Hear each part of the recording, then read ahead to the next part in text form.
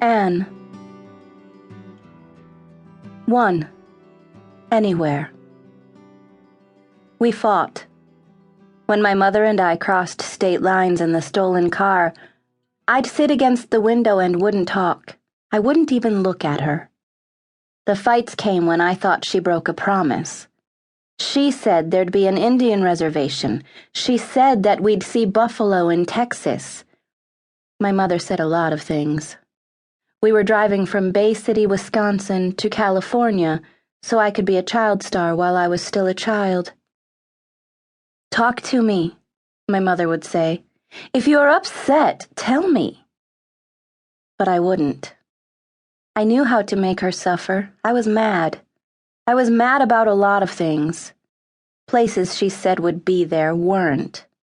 We were running away from family. We'd left home. Then my mother would pull to the side of the road and reach over and open my door. "Get out, then," she'd say, pushing me. I got out. It was always a shock the first minute because nothing outside was bad. The fields were bright. It never happened on a bad day. The western sky went on forever. There were a few clouds. A warm breeze came up and tangled around my legs. The road was dull as a nickel. I stood there at first, amazed that there was nothing horrible in the landscape. But then the wheels of the familiar white Continental turned. A spit of gravel hit my shoes, and my mother's car drove away. When it was nothing but a dot in the distance, I started to cry. I lost time then. I don't know if it was minutes or if it was more. There was nothing to think because there was nothing to do.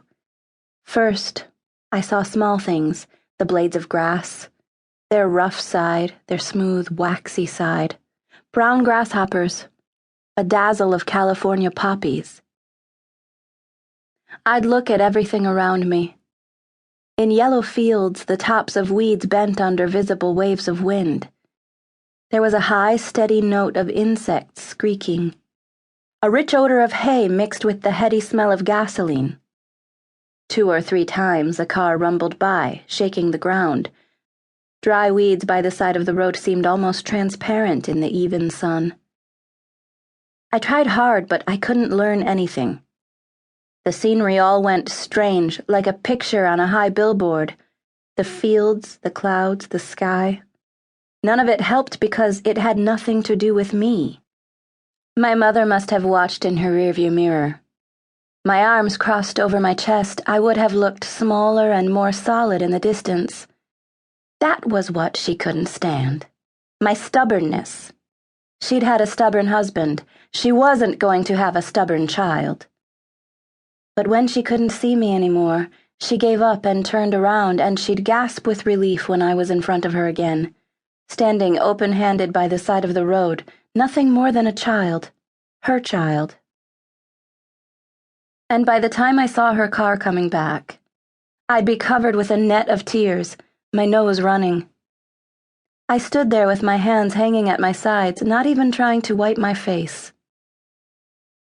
My mother would slow down and open my door, and I'd run in, looking back once in a quick goodbye to the fields, which turned ordinary and pretty again. And when I slid into the car, I was different. I put my feet up on the dashboard and tapped the round tips of my sneakers together. I wore boys' sneakers she thought I was too old for, but now my mother was nice because she knew I would talk to her. "Are you hungry?" was the first thing she'd say. A little.